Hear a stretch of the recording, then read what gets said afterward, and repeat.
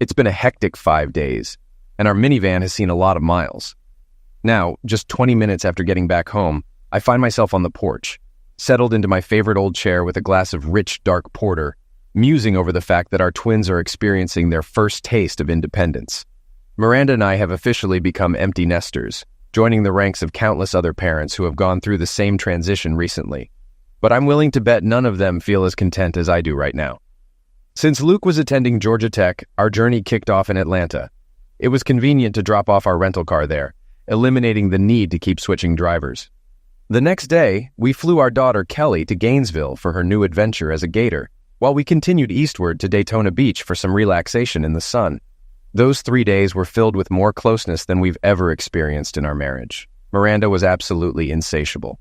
Starting our family young, when we were just 18, means that at 36, our energy levels and libidos are still going strong. On our way back home, we made a quick pit stop at a deserted truck stop, where Miri amusingly tried to convince me that she had intentionally left her underwear behind. Now, as I relaxed in my chair, lost in pleasant thoughts, Miranda headed upstairs to freshen up with a shower. I was taken aback when I heard the hairdryer kick in, a sound typically reserved for her prepping for work or a night out. After the hairdryer's hum faded, I heard Miranda's footsteps and the clack of her heels in the kitchen. An unusual choice, since she typically wore rubber-soled slippers or went barefoot around the house. Before I could ponder these oddities further, she called out to me, "Alan, honey, can you join me for a moment? I need to talk to you." Waking from my reverie, I rose from my chair, empty glass in hand, and replied cheerfully, "On my way, darling." Entering the kitchen, I was surprised to find Miranda seated at the table, looking fresh in a new blouse and clean jeans. She poured me a mug of freshly brewed coffee and set it down in front of her spot. Miranda appeared focused and a bit tense, leaving me puzzled as to what her serious demeanor signified. Slowly, I took the seat she had clearly reserved for me, awaiting her explanation. "What's up, Miri?" I asked warmly, taking the cup from her and sipping the strong, hot drink. "I'm leaving you, Alan," she said calmly and casually, grabbing a thick envelope. "I've got divorce papers here for you to go over and sign." She kept talking, but I was completely shocked and couldn't find any words. It felt like a sudden deafening blow out of nowhere. I'd never boxed before, but in that moment, I felt like a boxer reeling from a missed uppercut and a heavy knockdown. She pushed the envelope toward me, continuing to deliver monotone statements, each one hitting me like a pile driver to the brain. She seemed completely unaware of the shock I was in. "All the divorce terms are spelled out in these papers. I'm not asking for anything from you. You can do whatever you want with my things here. Our savings are split, bills paid up to today, and I've canceled all joint credit cards. I've updated my address with everyone who needs to know. You can get more details from your lawyer. If you need anything from me, only contact me through my lawyer." Taking a breath, Miranda carried on in her usual dispassionate, businesslike tone. "I also obtained a restraining order because I don't want any further contact with you once I leave. It's in this envelope as well. Additionally, I've changed my phone number and email address, and all my previous accounts are closed." She didn't anticipate a response from me, and I couldn't manage to say anything. I just sat there, silent and motionless, staring blankly at her across the table. The coffee in front of me, barely touched, emitted a faint wisp of steam as it cooled. "Please," she cautioned, tapping her well-manicured, glossy nail on the tabletop. "Don't try to involve the children by extracting information from them. They're aware of what's going on and won't assist you. The same goes for my parents." Miranda, no longer indifferent or preoccupied with her hands, finally directed her cold gaze straight into my eyes. "I know you'll want answers, Alan, so I'll just say it. I've been with Dan for the past 13 years, and now I intend to make him my real full-time partner. I loved you, Alan. I just love Dan more. He's endured and waited long enough to deserve me. So today I'm ending things with you, and now I'll belong to him alone. That's all. Goodbye, Alan." Miranda concluded her speech, stood, and made her way to the exit. It wasn't until she picked up the bag by the door and opened it that I found my voice, managing to croak out just one word. "Why?" Still devoid of emotion, she paused, turned to meet my gaze, and uttered only 2 words. "Sandy Thompson." With that, she stepped over the threshold, slamming the door behind her.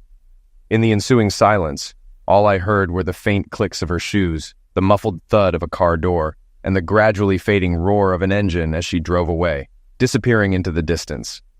That marked the last time I saw or spoke to Miranda for the next 16 months. At work, Dan Roberts was like a father figure to me, my closest friend for the past 18 years. Miri and Dan's wife, Lisa, had bonded during their pregnancies, both being close in age, Lisa at 22 and Miri just over 18. Additionally, their daughter Cassie was born a day after our twins, a coincidence that seemed like fate. This initial connection blossomed into a deep friendship, making our families practically inseparable. We spent weekends together, living just 2 blocks apart until our falling out. The moment that brought the twins into our lives occurred while both Miranda and I were in college. Miri had always aspired to study business or business management, while I pursued mathematics with the help of a partial scholarship, also playing on the college baseball team. At that time, I hadn't yet determined my future path. However, everything changed when Miri informed me of her pregnancy, necessitating that I set aside my aspirations and find employment to support our growing family. Our parents were incredibly supportive, taking charge of arranging and financing our wedding. Within 2 months, I became the sole focus of my parents' attention as their only child. They had welcomed me into the world later in life, approaching their 40s, and considered me a precious blessing after years of longing for a child. Miri had an older brother, Tom, who was 10 years her senior. Their familial bond was distant as Tom left for college when Miri was just 8 years old, rarely returning home thereafter. Tragically, Tom passed away in a peculiar car accident shortly after graduating from college. This event prompted Miranda's parents to shift their focus entirely to their only remaining child, mirroring the devotion my own parents had shown to me. As a wedding present, my parents officially handed over the deeds to our longtime family residence, as they themselves prepared to relocate further south. With retirement on the horizon, I secured a position selling insurance policies at a local firm, quickly acclimating to the industry and feeling right at home. While the starting salary for a new agent was modest, lucrative commissions from successful deals had the potential to nearly double my earnings, albeit at the cost of long hours, typically 12-hour days and occasional weekends. In the months leading up to the twins' arrival, Miri took on a part-time role as a secretary at an office, aiming to further her education while balancing her studies online. It was during this time that her parents' support proved invaluable, as they stepped in to help care for the newborns and eagerly visited to spend time with their grandchildren whenever possible.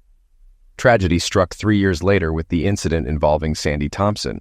Despite the challenges, I found success in my career, and my company nominated me for Salesperson of the Year for the North Carolina region. Our small yet growing company, which had recently become a market leader and was later acquired by a national corporation, believed in my potential. Along with a $2,500 bonus, I was awarded an all-expenses-paid trip to Washington, D.C., headquarters for a gala ceremony and dinner where the year's top seller would be announced, followed by 2 additional days to enjoy at leisure. For Miri and me, it marked our first time leaving the city together without the twins, and we were eagerly anticipating the trip. However, 2 days before our departure, everything unraveled. Firstly, Luke was diagnosed with whooping cough, followed by Kelly falling ill the next day.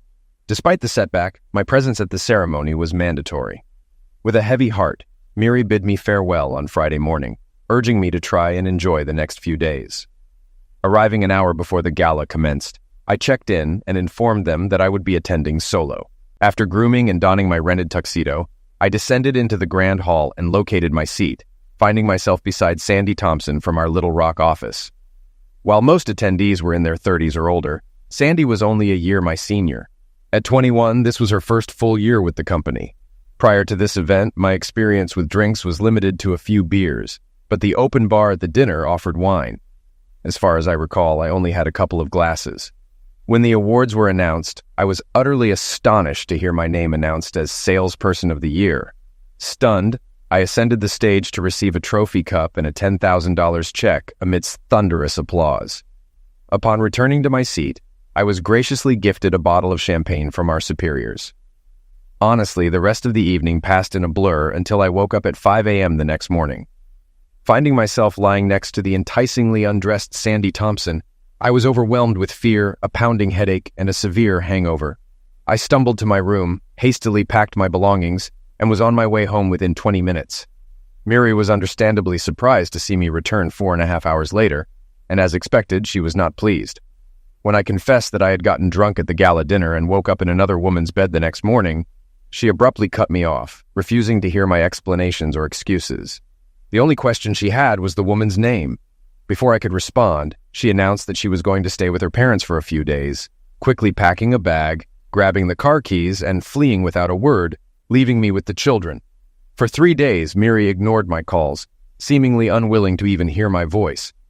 I returned to work on Tuesday after dropping the kids off at daycare. When I returned home that evening, Miri was already there, pretending as if nothing had happened between us. Any attempt to discuss the situation was met with a stern warning that she would leave with the children if I ever brought it up again. That night, she initiated lovemaking, but it was mechanical and lacked the closeness we once shared. It took many more months for that feeling to return, but eventually it did. At her request, we never mentioned the incident again. The next year, Miri graduated and earned her business degree, eager to find a job that would utilize her newfound knowledge. Our bond with Dan and Lisa flourished, leading us to spend every weekend together unless work obligations intervened. Despite this, our wives continued to meet and spend time together, albeit with some difficulty as Dan and Lisa moved 15 miles away to be closer to Dan's workplace. Interestingly, Miri's parents soon followed suit, relocating to the same area to rent a larger apartment that could accommodate their growing family and provide more space for their grandchildren. Additionally, they began caring for Robert's daughter, Cassie, granting Dan and Lisa a bit more flexibility. As Dan's company expanded rapidly, they found themselves in need of an office manager and a personal assistant for Dan himself. This role seemed tailor-made for Miri, and after impressing the managers during her interviews, she landed the job and thrived in it. Given her long-standing connection with the company and close relationship with Dan, she humorously earned the nickname Dan's work wife. This dynamic persisted for 7 years until tragedy struck. Lisa passed away suddenly from a brain aneurysm. Shockingly, this devastating event occurred on a day when she was visiting me, as was customary when Dan and Miri had to travel for business together. The loss deeply affected us all, but Dan bore the brunt of the grief. Overwhelmed by the tragedy, he struggled to cope alone and care for his 11-year-old daughter. So the plan was for Miranda to visit the Roberts house a few times a week after work to ensure everything was tidy and prepare dinners that could be easily reheated. That's how Miri explained it to me 16 months later. As I was about to leave the garage with the final box for my minivan, I paused to see Miri's car pulling into the driveway. It was her first return since that memorable conversation in the kitchen, where she coldly handed me the divorce papers. Naturally, seeing her today was the last thing I expected. I greeted her as she got out of the car. "Miranda, aren't you violating the restraining order by being here?" I asked calmly. "The order ceased to apply on the day we divorced," she dismissed, toying with her keyring. "How are you holding up?" I shrugged. "Taking things one day at a time. Would you like some coffee?" I called out, already heading back to the house. "That would be nice," she replied, following me inside. By now, the house was nearly empty, save for a few boxes and a lone dining table in the kitchen. Most of the furniture and household items had been sold to neighbors and acquaintances over the past couple of days, with the remaining items destined for the landfill. A colleague's son had volunteered to handle this task, along with his wife and friend, despite my attempts to refuse their help. A solitary greeting card sat on the mantelpiece in the living room. Since I had recently turned 38, my coworkers had gathered to send warm congratulations, along with another card wishing me luck in my new home, already packed among my belongings.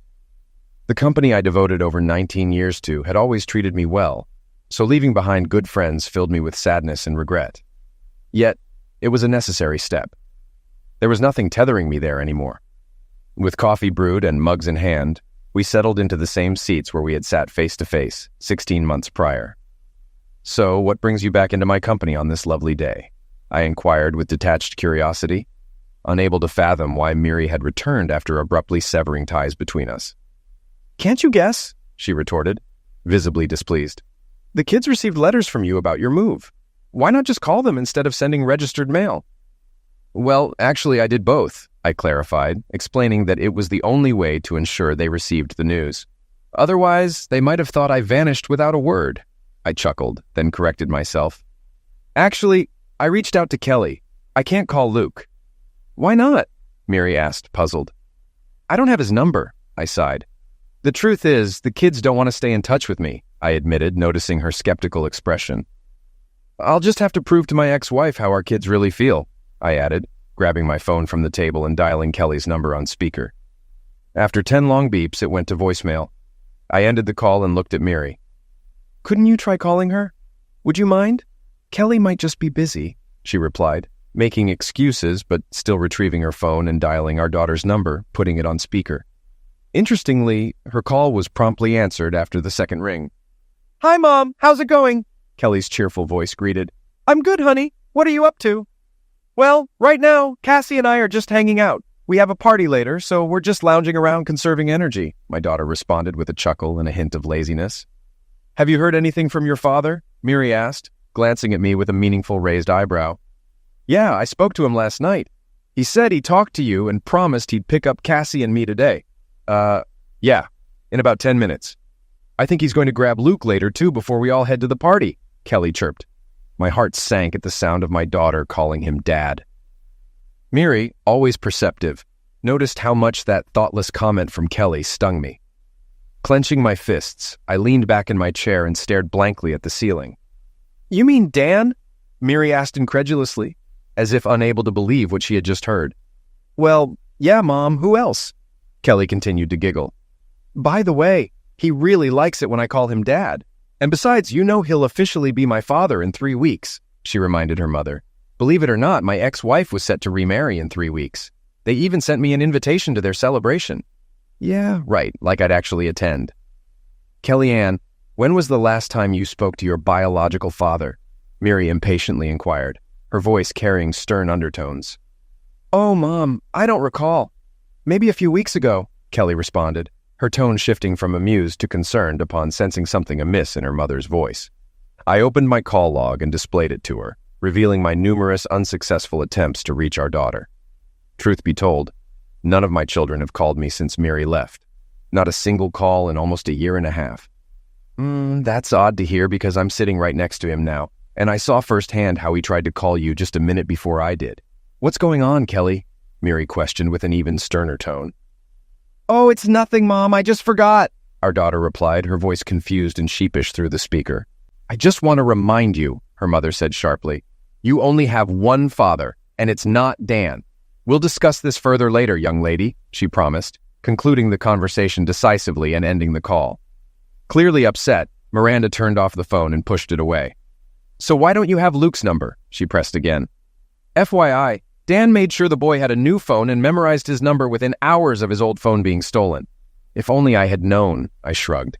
"Listen, don't be too strict with the children. Apparently their love and affection for me vanished after just over a year," I said, smiling darkly as I intertwined my fingers tightly. "You heard your daughter. She's happy that she'll now have a new father. You know the old saying? Out of sight, out of mind. Well, apparently for Kelly, I'm already a non-entity." Pointing to my long list of calls on my phone, I continued, "As you can see, I no longer have anything to do with the children, and as far as I know, in 3 weeks, I'll be officially replaced by the real Dad." The truth in my comment seemed to hurt her, but it needed to be said. "Since you left, I've probably talked to them for no more than an hour combined, despite my efforts." "God, I really tried," I said bitterly, remembering a typical moment when I got tickets to the Braves game on opening day of the season. I was so excited.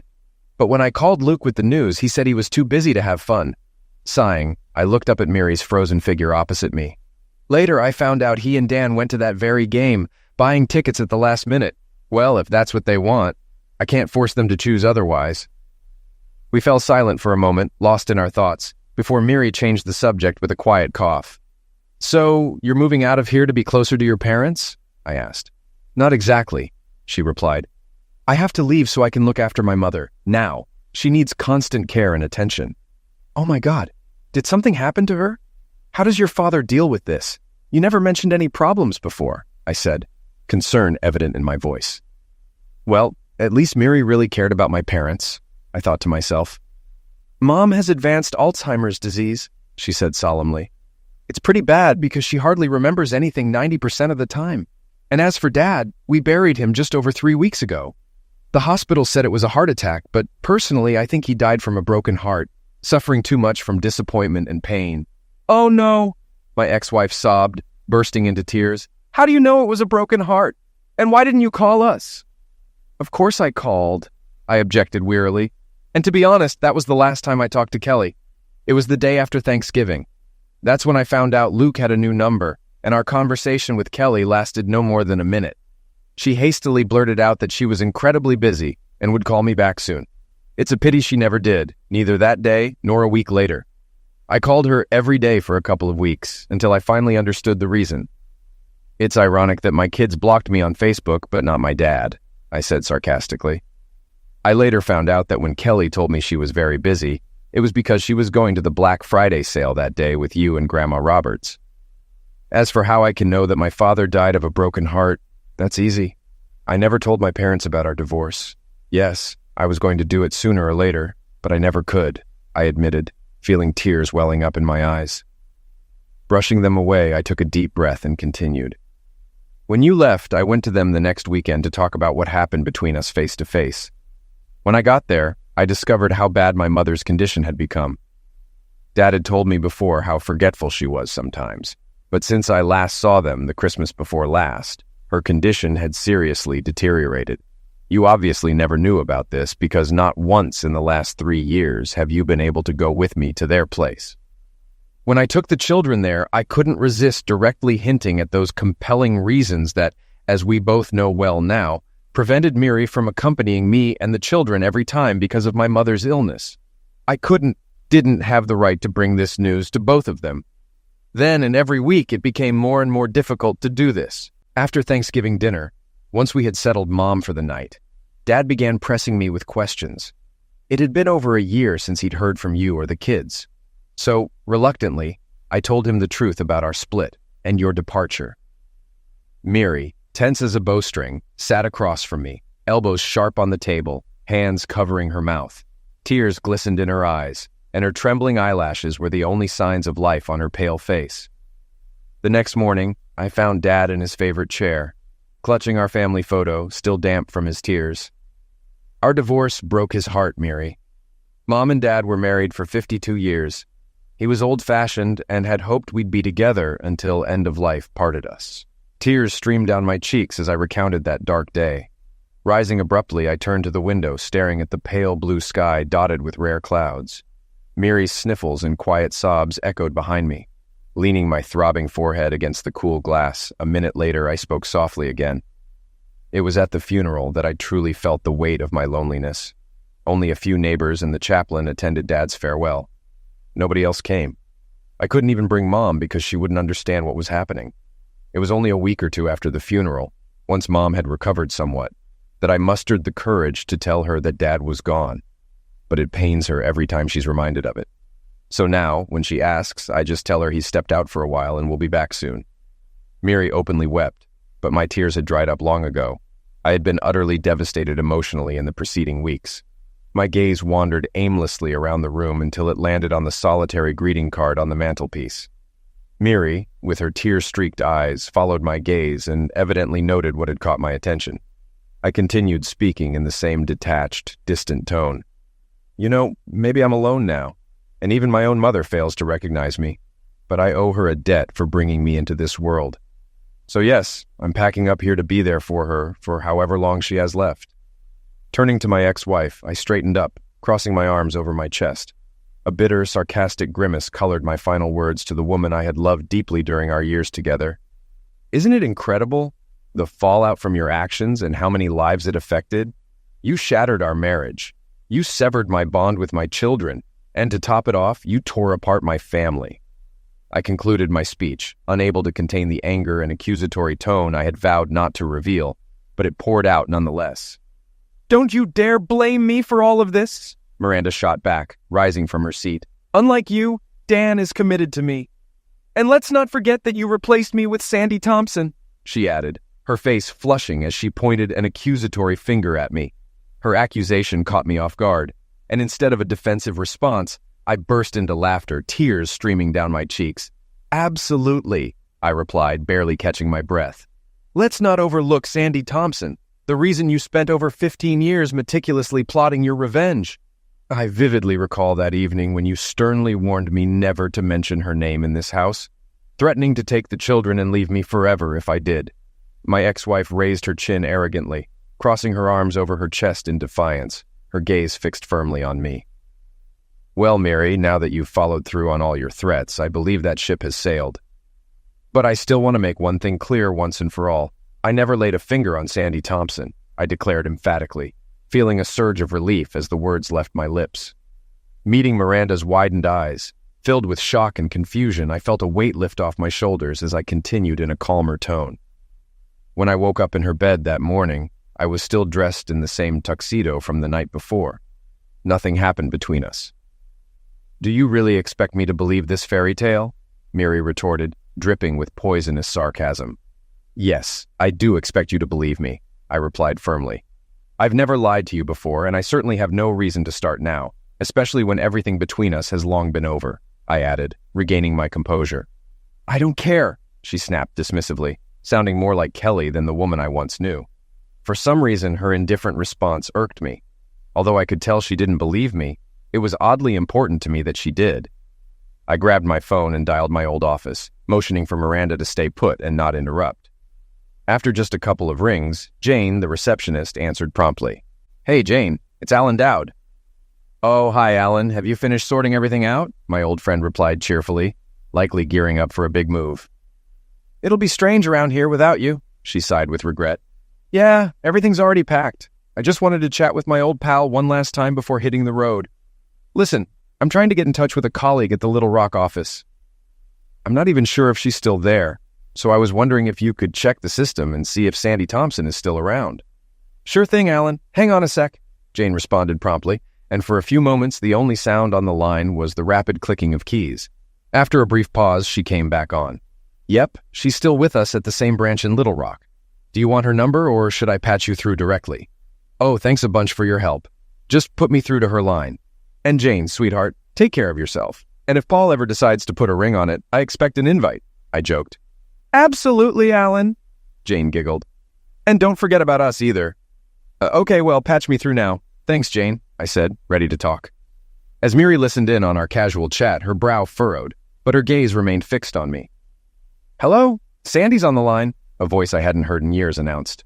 "Hi, Sandy. It's Alan Dowd from the Grenville office. I'm not sure if you remember me." "Good Lord, Alan Dowd. How could I forget? I've been dreaming of you for years, the man I wanted but never got, and now you're calling me out of the blue," Sandy exclaimed, laughing. "So how the hell have you been?" she asked, without pausing for an answer. "It's like telepathy, because believe it or not, I was just thinking about you recently. It's been, 16 years since we last spoke at that gala reception where we first met, remember? We bumped into each other at a few other events afterward, but never got a chance to catch up properly. But you know how hectic those crowded gatherings, important meetings, and all the other fuss can be." "Of course, I remember our first encounter in Washington," I interjected. "Actually, it's been 17 years, I corrected with a chuckle.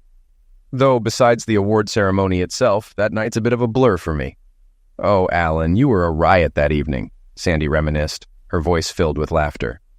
"What do you remember?" she asked, still chuckling.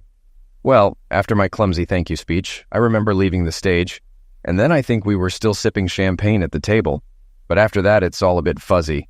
It was probably the first and last time I got that drunk," I admitted, feeling a bit embarrassed. Sandy's hearty laughter echoed through the phone. "Oh, you were quite the character by the end of the night, though honestly, compared to some others, you didn't drink that much," she teased.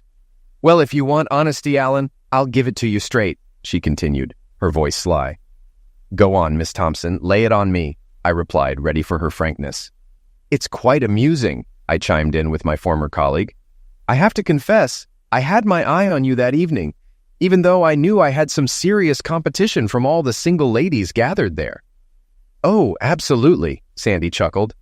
"You were like a tall, dark, handsome magnet drawing all the attention. It was like watching bees buzzing around a pot of honey." Sandy's infectious laughter made me join in, though I couldn't help but sneak a glance at Miri, who listened to Sandy's reminiscences with pursed lips, her expression turning sour when Sandy mentioned dragging me onto the dance floor. "Then, quite accidentally, I swear, I placed my hand, below and felt how, firm and substantial you were," Sandy continued, laughing. "Phew, things were heating up, weren't they?" "Haha, yeah, I nearly keeled over from that," I chuckled. Although being called Miri all evening was a bit awkward, it did show me how devoted you were to your wife. By around 11, you were muttering, "Miri, dear," again, and then simply passed out in your chair. When the party wrapped up after midnight and everyone retired to their rooms, you were still there in the hallway. So I enlisted the help of the night porter to get you to bed," Sandy recounted. "I certainly didn't recall all of that," I remarked, listening intently to Sandy's account of that pivotal night, which marked the beginning of the end for Miranda and me. The tricky part was, no one knew which room you were assigned, and the hotel computers were offline for a scheduled update or something. I didn't delve too deeply into it. Long story short, the only logical solution at the time was to bring you to my room. And let me tell you, it was no easy feat moving a guy your size, especially when you were barely conscious, Sandy explained, with a pause on the line. There was some rustling on the other end of the line, then Sandy spoke again. "Sorry about that. I took a couple of sips of water. All these memories have made me a bit feverish and parched," she confessed with a laugh. "So where did I leave off?" "Ah, right there." "Well, I have to confess, at that moment, I was feeling a bit mischievous," she admitted, her voice tinged with embarrassment. "I mentioned earlier how I accidentally, felt your, well, manhood when the receptionist and I were maneuvering you onto the bed. It was just a fleeting touch, but I immediately realized that you were not only tall, but also quite well endowed, if you catch my drift." She chuckled nervously into the phone. "Unfortunately, you nearly passed out as we were getting you into the room, and then you just collapsed on the bed muttering something unintelligible. You know, even though I was tempted," Sandy sighed, "I couldn't bring myself to do anything with someone who was practically unconscious. It just seemed wrong and against my principles. Nevertheless, I was a bit tipsy myself that night and feeling rather, well, aroused. So I decided to undress and lie down next to you, hoping that when you woke up and saw me, it might spark something between us." She sighed involuntarily once more. "But clearly my little ploy didn't work because when I woke up in the morning, you were already gone. And despite my inquiries, no one had seen you for the rest of the weekend. So all I can say, Alan, is that your wife must be a very fortunate woman." Miri, her eyes widening in shock, covered her mouth with both hands as the gravity of her actions hit her like a thunderbolt. I must admit, at that moment, I felt no sympathy for my ex-wife, as her own rash decisions and arrogance were the root cause of our marriage's downfall. The subsequent calculated planning and years of scheming aimed solely at getting revenge on me only served to reinforce this belief. It was clear to me that I never truly knew the real Miri. "Oh, about that," I replied. "Now she's my ex-wife, and if I knew then what I know now, I probably would have taken you up on that tempting offer," I chuckled, answering Sandy. She laughed heartily. "Well, honey, you're about 7 years too late if you were hoping to rekindle our connection. Now, I'm a very happily married woman with 2 wonderful children. I still use the last name Thompson at the office because all my clients know it and are accustomed to it. Actually, officially, I'm Sandy Roberts. I met Robert 8 years ago, and he was the first person after you who managed to find a way to my heart," she said with a touch of sentiment. A crease formed on Miri's tense forehead as she gripped the edges of the table, her face contorting into a pained grimace. She stared fixedly at the phone on the table as if it were a coiled viper ready to strike. Observing Miranda's reaction, I was perplexed, as I couldn't quite grasp its significance. "By the way, it's because of Rob that I thought about you, buddy. Isn't that strange?" She laughed. "Well, the thing is, his older brother Dan is getting married in a couple of weeks, and his fiancée, named Andy like you, has the last name Daoud. So I wondered if she was your relative, because you're the only person named Daoud among the people I know." Now I understood Mary's reaction. "I can't say that's so. Among my relatives, there's no one named Andy," I said with a hint of irony, glancing at Miri. "Although, come to think of it, I remember the only relative I knew with such a name was still in high school. It's been so long that I almost forgot about it." I grinned, looking pointedly at Miranda, who blushed and looked away, lips pursed in embarrassment. I really didn't know the real her anymore, but no one would mistake Andy for a guy now. She's gorgeous. She has amazing children, Kelly and Luke, who are now in college. Kelly and Dan's daughter Cassie are best friends and share a room in Florida. They were both bridesmaids in my wedding, and Luke was Rob's usher. He did a great job preparing the ceremony and entertaining the guests, I reminisced. Yes, a great guy, let me tell you. Sandy's last words made me ponder. As I mechanically assented to her, her tone grew more serious, and she began speaking more quietly. Actually, Alan, to be honest, I don't think they should get married because even if they go through with it, their marriage is doomed from the start. I was surprised. Why do you think so? What could stop them since they've been together for so long? Miri, being directly involved, was even more astonished than I was. Her eyebrows shot up, mouth agape as she leaned forward tensely. Lord, Alan, because they're both serial cheaters. I mean, Dan also cheated on his first wife, Lisa, with Andy. I don't know how or why he did it, much less how much less why he did it. Lisa, I assure you, was also stunning, although I never actually met her. I saw her photographs. Anyway, Andy and I had a frank conversation about this one day, and she told me that her husband and children understand that she has a husband at work and a husband at home. She explained how she divided her time between the two of them, while her husband at home had a similar arrangement with a woman he worked with. Can you imagine such a relationship? Yeah, I muttered, unsuccessfully trying to catch Miranda's stubbornly elusive gaze, as she avoided looking into my eyes. Her cheeks, neck, and even part of her chest were flushed a deep shade of red, matching the intensity of her embarrassment. I made it clear to Rob that I would not hesitate to confront him if he ever entertained such thoughts. Sandy shared her firm stance on this matter with confident resolve, then casually dropped a bombshell, unwittingly targeting my ex. Well, Dan still has someone on his side despite his relationship with Andy. That seems to be his modus operandi. I believe this dog always has a backup plan, she snorted. His current girlfriend's name is Tilly, and he sees her every time he's in Chicago, according to what Rob told me. Apparently, he arranges these business trips specifically to visit her every couple of weeks. Observing Miri's reaction, I noticed her complexion shift from bright red to first pale, then even a hint of green. Leaning on the table, she silently struggled for air, seeming on the brink of vomiting right then and there. Sandy continued to enthusiastically relay the latest updates from my former inner circle. Damn, I doubt they would have tied the knot if his bosses hadn't insisted he marry Andy after her ex sued the company following their divorce. Can you believe it, Alan? Her husband at home had a completely different take on their relationship and wouldn't tolerate the chaos. Some men still have integrity, huh? Rob confided that the company had to cough up a hefty sum to settle the matter. $100,000. Just great, I thought to myself. And on top of that, they gave Dan an ultimatum. He has to clean up the mess or they'll kick him out. What do you think? Not exactly the ideal foundation for starting a life together, is it? Continue cheating on your bride while staring down the barrel of a loaded weapon. Miri sprang up, knocking over a chair as she stumbled into the bathroom, where seconds later, I heard her retching. I couldn't blame her. After today's revelations, her carefully constructed world had been shattered and literally flushed down the drain. The Dan she believed to be honest, loving, and faithful turned out to be a fraud. But thankfully, that was no longer my concern. I conversed with Sandy for a few more minutes, during which she affectionately shared stories about her children and inquired about my plans.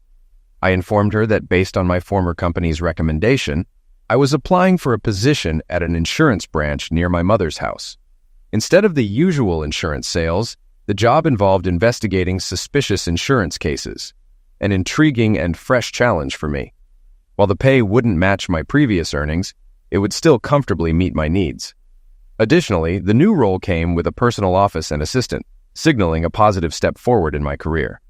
As Miranda returned, visibly exhausted, I concluded my talk with Sandy, exchanging contact details and pledging to stay in touch occasionally. After bidding farewell to Sandy and ending the call, I turned to Miri.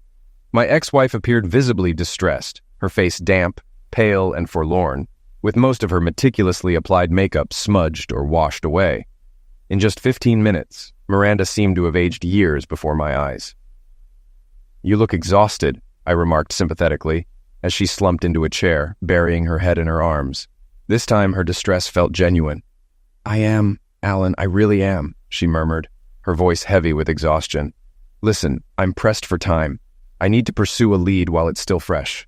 By morning I should be in Brunswick," I replied, glancing at my watch briefly. The drive from here to Brunswick typically took about 6 hours without breaks, but I anticipated making a couple of stops along the way. "All these boxes are yours. They contain all the clothes, photographs, and other stuff that you left." I gestured towards the packages piled up in the corridor near the entrance. "I plan to send them to you next week, but since you're here, I can help by loading them into your car if you'd like," I offered in a composed tone, guided by the enduring politeness instilled in me by my upbringing. "Actually, can I ask you a big favor?" she murmured softly, lacking the courage to meet my gaze. Can I stay here for the night?"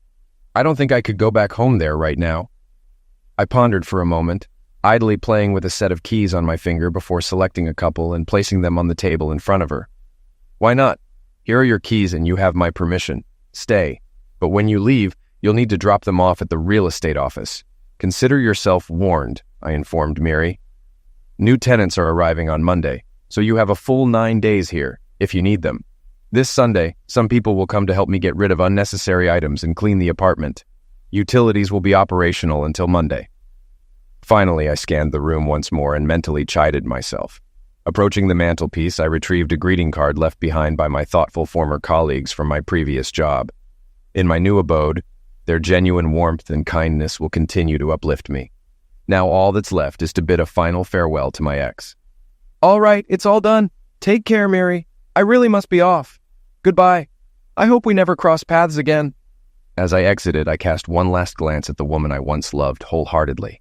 All that lingers in my mind is the image of a broken figure, shoulders slumped at the table, overcome with painful sobs.